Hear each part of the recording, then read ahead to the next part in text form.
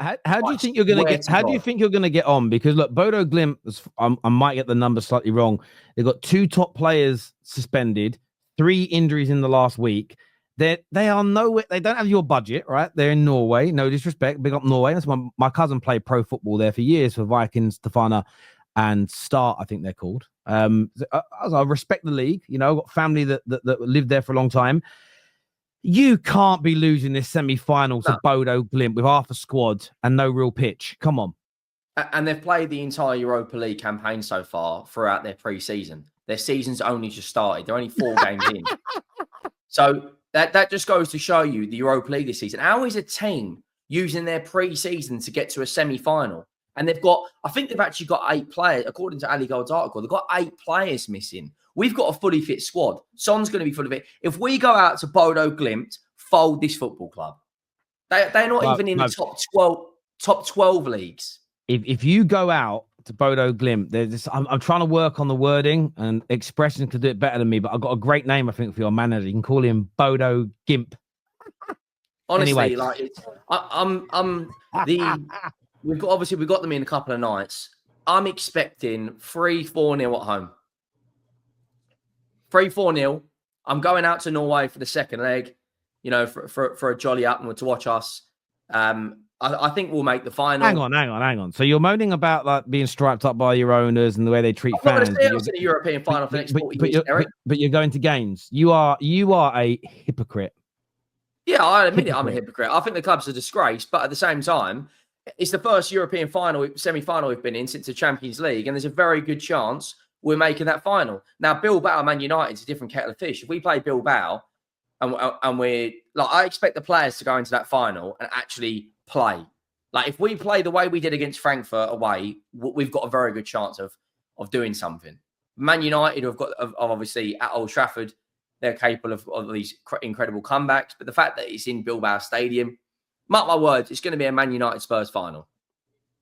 You guys are going to do Bilbao and we're going to do Bodo Glimt. And then it's just flip a coin. Because us in a final, I probably would back United to beat us. I'm not going to lie to you. The only reason I can see us both being in a final is because it shouldn't have happened. Exactly. It really should be, based on how well teams have performed this season, based on their club's situation and standards, it should be a Bodo Bilbao final. By the way, I don't think Man United are getting past Bilbao. We have got an horrendous record away in Spain outside of playing Sociedad in our history. We invariably lose. We've just lost another player in the low. I honestly can't see it. I honestly and that's not me playing it down. I'm just being honest about it. I hate going away to Spain. I think they're 4th in their league. They've had a very good season. They've got some very good. They've only lost 5 league games all season. They've got the best defense in La Liga. Yeah, I just don't see Man United. The only we'll have half a chance if we can get away from Bilbao only losing by 1 goal or drawing. Then there's a chance we go through. But I've got a horrible feeling Thursday night is going to be one of those sort of Newcastle-esque type games where I think we might end up taking a bit of a hiding. I hope I'm wrong, but yeah, I don't agree with it. It stinks to me as a game where United need to be clinical, and that's the last thing United are. Yes, I agree. The weekend. So who's your Premier League fixture in between? Brentford. We will. I was really annoyed at the weekend when people were getting angry about the starting lineup, and it's like people just don't understand how professional football works. There's no way we could have played a week ago Sunday, and then the first team not kick a ball again to the following Thursday. It's no good for football players. They need to be more active than that.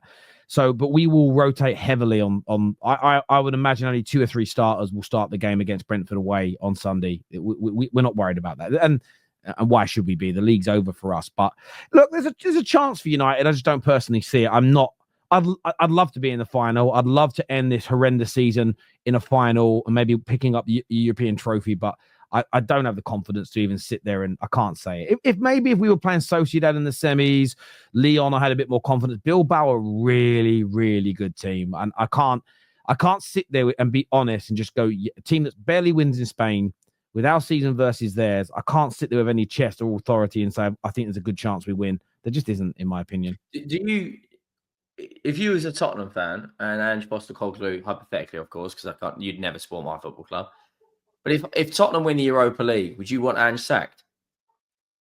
Yeah, potentially. And that's because I don't think Yeah, I look at. I want to be careful how I word this. Get your clips ready, people. Winning trophies are not the be all and end all. And what I mean by that is your league form is your bread and butter. It is the true indicator for how good you are as a football club. And every now and then, a team can win a trophy after having a really bad season. Wigan famously proved this a decade or so ago. Wigan winning the FA Cup was amazing for them, and I understand that. I mean, ironically, with what's happened to that club since, maybe staying in the Premier League would have been a better option that season than winning the FA Cup. But you know what? They had that glory. They're a tiny club in comparison to Tottenham. You have to always review your league form. You got to remember as well, your manager is 2 years in and gone backwards. Outside the opening 10 games, it's been horrendous ever since. 400 million pounds has been spent on that squad in that time. And I don't think you have a disgustingly bad squad. You haven't got a top 4 squad. You haven't got one of the best squads in the league, but I don't think you have an horrendous squad of players either. I just don't think it's the 16th, 17th worst squad in the league. So I think you definitely have to look at sacking him, win or lose. That it was the same with Jose. You should have kept Jose for that final with hindsight. But even if you won it, it doesn't mean you should have kept him. You have to look at your league form and how you're operating over a 2-year period with 2 pre-seasons, 4 transfer windows, and 400 million pounds spent. You can't remove that context at all. And of course, I knew this comment was coming because they like to Amorim. Again, if Amorim has 2 pre-seasons and over 400 million pounds spent on his squad, and we keep getting worse in the league, then it's a good chance I'm going to say he needs to be sacked. But you're comparing an apple with a piece of chalk. They are not the same thing in completely different situations, in my personal opinion. In terms of judging the manager at this particular moment, you've got to, we all know pre-seasons are important and spending money is important. And United are going to spend money in the summer. We'll get onto some of their deals later. They had a number of Cunhas in different positions. There's a massive expectation, Spurs for life, for Amorim to make that team better. So, but you can't compare what he's doing to a team that's on paper was better than ours, according to most pundits, and who have spent more and had 2 pre-seasons. It's not comparable. You have to sack Ange regardless. I mean, how he's not been sacked already is a bit of a madness in my opinion. But even if he wins the Europa League, you have to sack him. I have to say this again, but you're 16th in the league, innit? There's no way that you can justify that with the Europa League. Do you think Thomas Frank would be a good appointment? He's the favourite. It's a step down, to be honest. Let's just be brutally honest. I'll be real with you, yeah. I don't see Spurs. I don't know what Spurs is meant to be in it. I don't know what's meant to be going on here. So I don't know why you go from it. I don't know who you should appoint.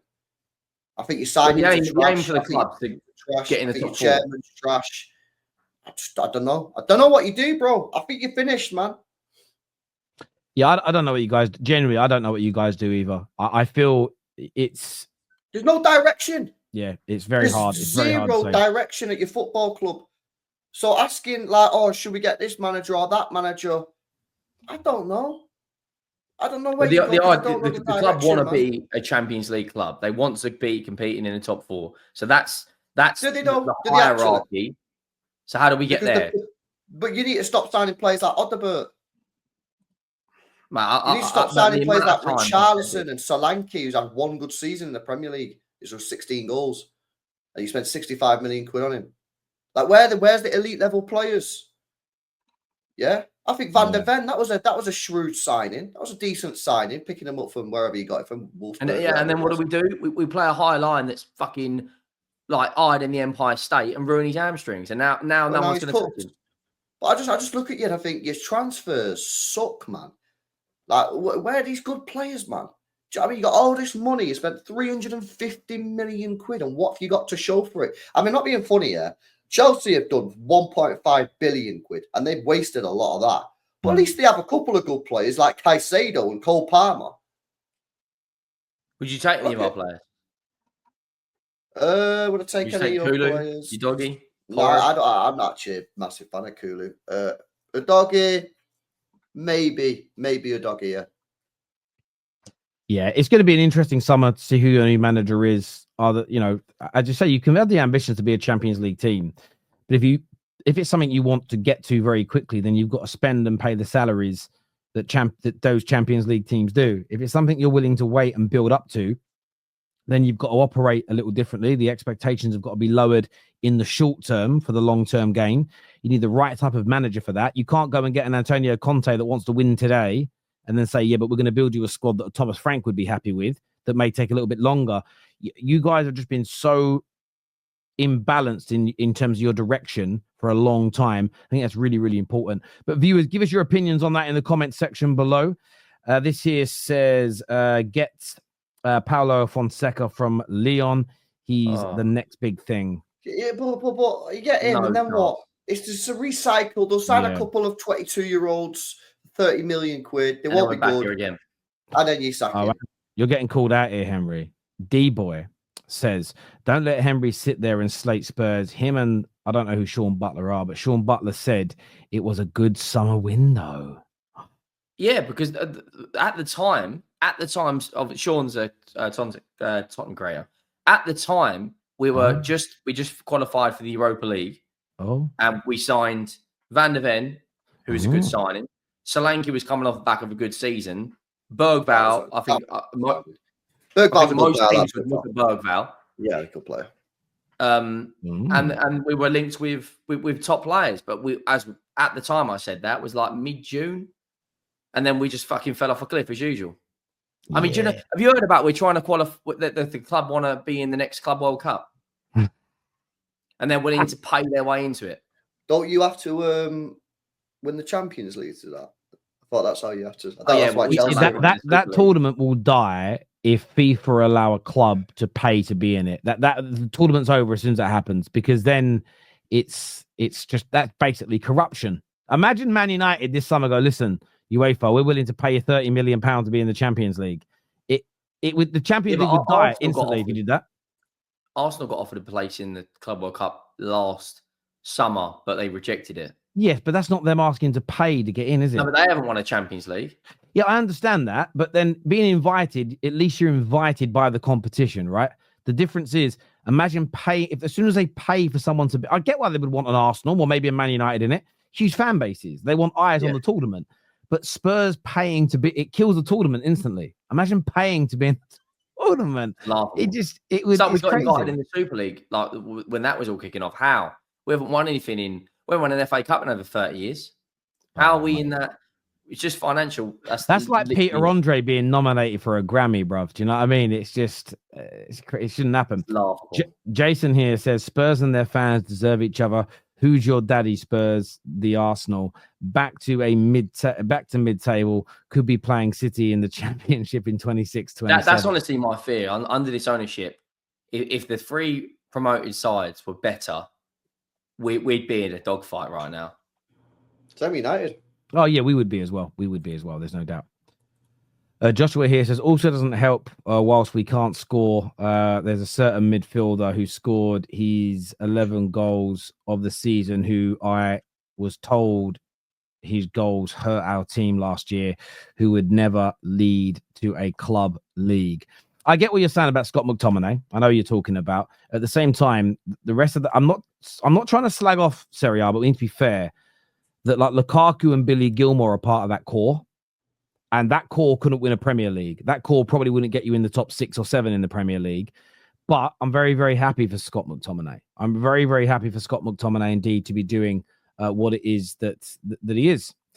Ange has hated Spurs since that City loss. Yeah, I do think there's some truth to that. That City game where you guys were celebrating losing, I think there was a breakdown in relationship there. Even that game, Terry. We had a guy with a flipping banjo guitar singing "I'm City till July." And that's a fucking disgrace. And this is the irony. It was at the time like there was a little bit of humour behind it, but having someone in the stadium this is again, hindsight's lucrative, I know, but you're now at a point where your club's saying we are not spending money unless we sell our players. Son scoring that goal, maybe your fans actually being up for that game and better atmosphere, better energy. You win that game, you made the Champions League. That's 100 million extra that helps you build your squad. So there's so much irony. That L has actually cost you financially so much You've basically celebrated £100 million extra money not coming in. Now you've got to sell some of your better players to buy more because your owner's not going to invest any more of the club's money. For me, that's just one of the biggest L's ever. You basically celebrated your own part of your own demise that day. Crazy. Yeah, it's ridiculous. Do you know what's going to be? We were talking about clubs that have coming up and do better. Leeds United will be another one. They'll obviously they're going to win the league. They'll come up, spend money, and be another club that's got more ambition than us. They may very well be. Viewers, give us your thoughts and opinions. We obviously saw Liverpool crowned champions at the weekend. Congratulations to them. We've done a number of shows about it and bigged them up. But I have a question.